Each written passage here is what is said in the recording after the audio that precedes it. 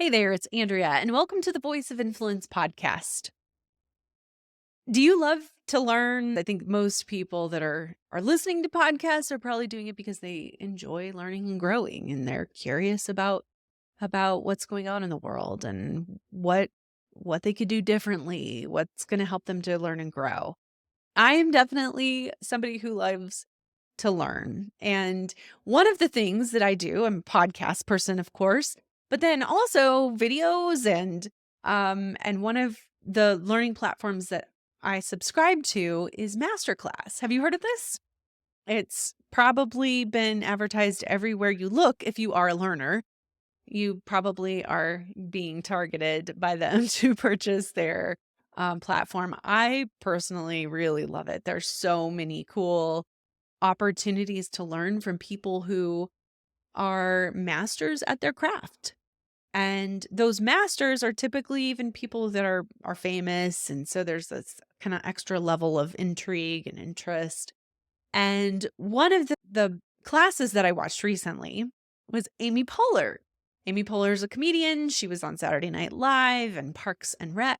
She's done so many things over the years, and now she has a production company of her own. So she's also a business leader. Amy's masterclass is on improv. It's called Prepare to be Unprepared, which I thought was a great angle on that. And improv itself, though, I was like, how do you? I'm curious how improv might have something to do with me. I don't see that as something that I think about a lot. But as she got going, she very quickly said that this is about life. This isn't just about improv. These are some really cool skills and attributes of people who are really good at improv that when they apply it to their lives, it's a really cool application to their life as well. And so I wanted to read you a little bit from her very first point. She had like 10 characteristics of improv that you should take with you in life that she was recommending. So let me read to you just a little bit of what she had to say.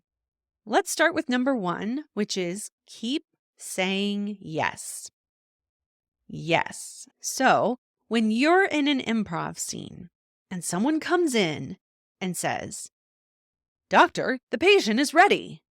And you say, "I'm not a doctor. We're in Paris. Why are you holding that baguette?" We're a little stuck. That version of denial, like if you just extend that into the bigger world, what it shows is that someone's not listening. They didn't go along with your initiation. And in the moment when they correct you, you also can't trust them. The idea of saying yes when you're improvising is really helpful. It moves action. It's like, where are we going to go together? But I do think that keep saying yes as a life principle has helped me a lot. It has allowed me to keep participating in life, which is, as we all know, sometimes like the hardest thing to do. So yes isn't always about agreeing. It's about, I'm listening to you. I want things to keep going further. I don't want to shut things down. It's that idea of keeping things moving. What a cool, quote. I love that quote. I love that clip from her masterclass. This idea of keeping things moving and not shutting it down. Can you relate to this? Have you ever put out an idea or initiated in some way as a leader and people just kind of bought in and went with it? They went with your initiation and they're like, "Yeah, let's try this. Let's see how this goes." I Oh my goodness, I just remembered. So like 20 some years ago, I was a music teacher for just a few years. And I had an elementary class, a kindergarten class, my last year of teaching, that was just adorable. This little kindergarten class, they would walk in the door And they were all just so excited. They were ready to go. They wanted to know what we were doing today. And they would come around, sit in the circle, and we would be tapping our legs. And we would often do like call and response. So I would say something or sing something, and they would sing it back and that sort of thing. And this little group was so adorable. They just encouraged one another. They were so excited and they had enthusiasm for what we did in class. And they were completely encouraging to one another as they participated. It was like they were saying, yes, yes, yes, let's do this. It was so, so cute. But I remember how that felt as a teacher. Sometimes as a teacher, you feel like you're kind of pulling teeth to get people to do something, and you don't want to do that. That's not the kind of classroom environment that you want to cultivate. It's not a great place for people to learn. They're not going to learn as much. They're not going to take it in and um, have it become a part of them if it's forced. And so you really want people to buy into the initiation that you have as a teacher. And isn't that the same as leadership? I mean, yes, no, of course, not everybody that we're working with is kindergartners. And nor do they have that kind of enthusiasm. But there are people who have enthusiasm. There are people who are willing to say yes, who are willing to go there and be like, interesting. You want to try this? Okay, let's try it. Let's see where this goes. That is an exciting place to be as a leader.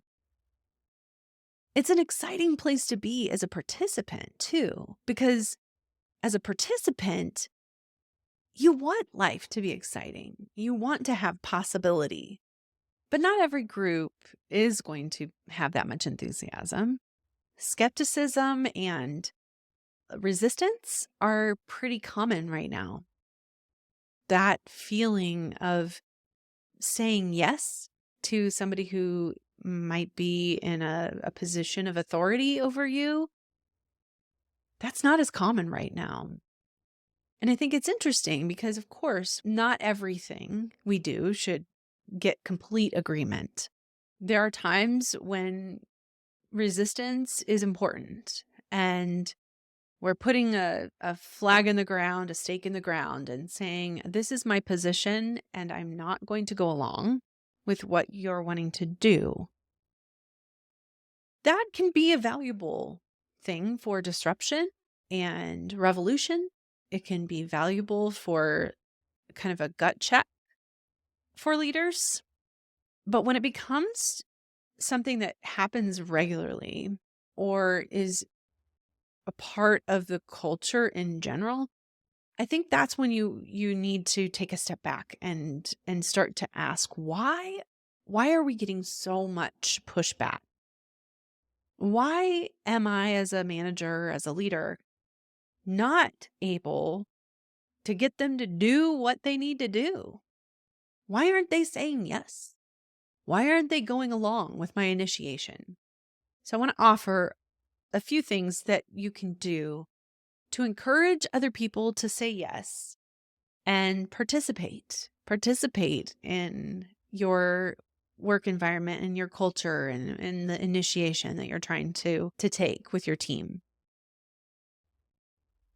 First of all, they need to have a safe environment. Psychological safety, yes, we all hear about it all the time. The question is not whether or not we should have a psychologically safe environment. The question is how. How can we have a psychologically safe environment? And I want to propose that one of the main things that you can do to promote psychological safety is to first of all believe that you are okay, that you are safe. If you interact with other people out of a place of fear and concern and anxiety, that is going to come across to them as a concern for them as well. So they're seeing you do that, they're going to feel that. So you have to have your own sense of psychological safety for yourself, that you are okay. That might mean that you need to do something to help yourself actually be okay. Maybe you need to develop relationships, encourage human connection for yourself and others. Maybe you need to go to counseling. I just did an interview with somebody who's a counselor. It was a great interview. I'm like, oh, I just wish more people would bite the bullet on that. It's not really a bullet. It's actually such a beautiful thing and such a nice thing to be able to talk to somebody and allow them to help you process and find your own answers and think through what you're going through and really come to that place where you can say, I am okay. I'm okay. And talk through situations. Sometimes that happens in the context of coaching. It can happen in the context of a mentor relationship. But having somebody else to talk to help you process what you're experiencing and what you're dealing with as a leader, somebody who you can trust, who understands your situation and your perspective, but can also see beyond your own particular point of view, that is incredibly helpful for you to be able to establish that psychological safety for yourself. So if you have that, if you're able to say, I'm going to be okay, I am okay, then you can also work to create that environment for other people. And one of the ways that you can do that is by conveying that you are for others, that you're here to support them, not to judge them. That even though as a leader or a manager, you might have to evaluate people on your team for their performance and things like that, if you can shift your mindset that you are not just here to evaluate, but you're here to support and encourage and help grow and mentor and help them to level up, to reach their goals, which are typically going to help you reach your goals as a team as well. If you can have that kind of perspective, then that's going to help convey to the other people that you're for them. I'm a champion for you. I'm not just here to tell you what to do, to make sure that you're doing your job, to micromanage you, all that kind of stuff. But I'm here to mentor you. I'm here to help you grow. I'm here to support you. That is the kind of leadership that is going to produce psychological safety. There are many other things that we could address, but for right now, I want to just narrow in on those two things. You need to believe that you're okay, and then you need to provide an environment where other people feel okay. Because when we all feel like we're not safe, that's when we close down. We close off. We can't say yes in an environment where we feel threatened all the time. Or when we as a person, because we have not taken care of our own needs or our own issues, we haven't processed through things, whatever it might be, there's sometimes we make ourselves feel unsafe. And so then we close off. In order to open up, we need to feel safe. In order to say yes, we need to feel safe. All right. So that's number one. Number two, you need to believe that you matter, and you need to convey to others that they matter. How do we do that? I feel like it's one of the most important things that I have to talk about right now, because I feel like it's not being talked about the way that I want people to talk about it, is acknowledgement. Acknowledgement is being able to identify and clearly articulate what has been said or done, what somebody said or did, what I even said or did, and the impact that that had, whether it's positive or negative. You and your team, everybody needs to realize that you are a force of nature. You have the ability to have influence. You impact things. And when you realize that you have that kind of power, it brings some energy. People feel more energized when they feel like they have power, when they feel like they can do something that is going to make a difference.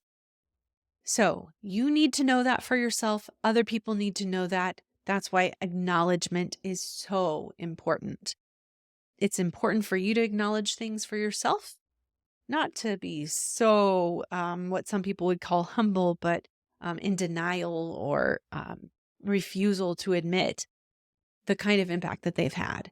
I'm not that. You want to be able to say, actually, look what we did as a team. Look what I did. You don't have to brag to everybody, but you have to be able to acknowledge it for yourself. Wow, I led that meeting in a different way than I ever led it before. And that meeting went so well. I did that. I helped provide the atmosphere that made that meeting go well. That's super exciting. So we need to acknowledge those sorts of things for ourselves. And we need to acknowledge those sorts of things for others. So how do people on your team, how do your colleagues, how does your boss, whatever, how do other people, what have they done? What did they say? And what impact did it have? When you actually say that, it's amazing. It's amazing the kind of significance that people feel, which then now they're open because you've helped them feel safe. We're opened up to the possibilities. We're energized because we know we're making a difference.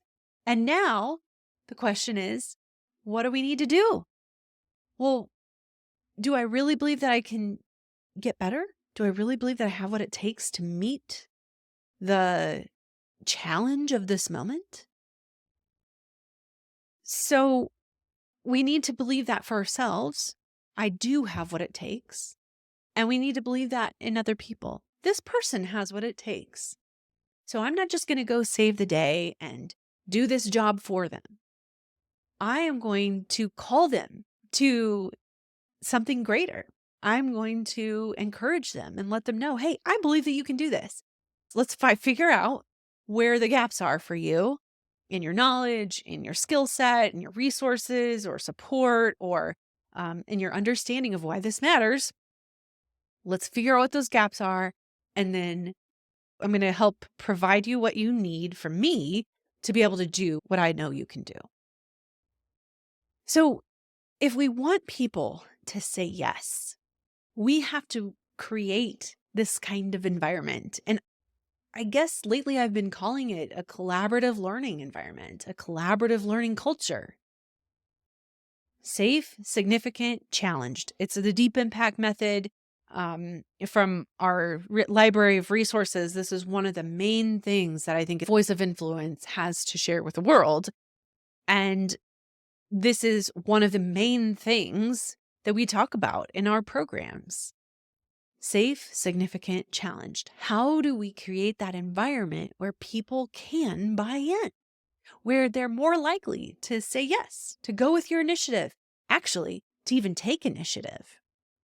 One of the ways that you can challenge people, encourage them to say yes to your initiative is to actually say yes to their initiative as well. So if they have something to say, if they have an idea, if they have a concern, if they have something to say, that you be curious, that you listen, because you know that they matter. And so you're communicating that they matter by listening, trying to understand what they're really saying. What is the challenge that's in front of them or the opportunity? What are they saying that they think that we could do instead or that they could do to fix that problem or take the opportunity? And then you seriously considering if there's bandwidth, resources, if it fits with the intentions of the company, and then letting people try, going with it. Even if it's going with it to think it through to get to that point where maybe you have to say no, that happens too. But you're saying yes by going with their initiative and thinking through with them what the possibilities are and helping come to that decision that you need to come to. So I love this concept. I so want the world to say yes more often to each other. There are a lot of really great ideas out there. There are a lot of people who care. So many people care. So many people have ideas. You, you have ideas. I think sometimes we have these little inclinations like, oh, I should try this. I should instigate that. Maybe we could do whatever. We have these little inclinations. And I think sometimes we shut them down. We shut them down oftentimes because we're afraid that people are going to say no. We're afraid of rejection. We're afraid of the risk that we're taking and the potential that it's going to hurt. But you have grit. You have what it takes to follow the inclinations of your heart when it's full of love and you're wanting to do something good. To follow those inclinations and actually take initiative, actually go out and do something. You have what it takes, so go for it. And if you're rejected, if people say no, go back to the drawing board and think a little bit about, well, did that person feel safe, significant, challenged? What could I do differently next time? Bring somebody else in on the conversation. Because there are so many right answers out there. There are so many great ideas. And I think very few of them actually come into the world and make a splash. Probably because we're afraid that people are going to say no instead of yes. So I encourage you say yes. Say yes to yourself. Say yes to others. Follow the inclinations you have to take initiative and lead and make a difference in a positive way. And when it doesn't work, when you get rejected, when things might not go as the way you want them to, just take a step back and reevaluate. Try again.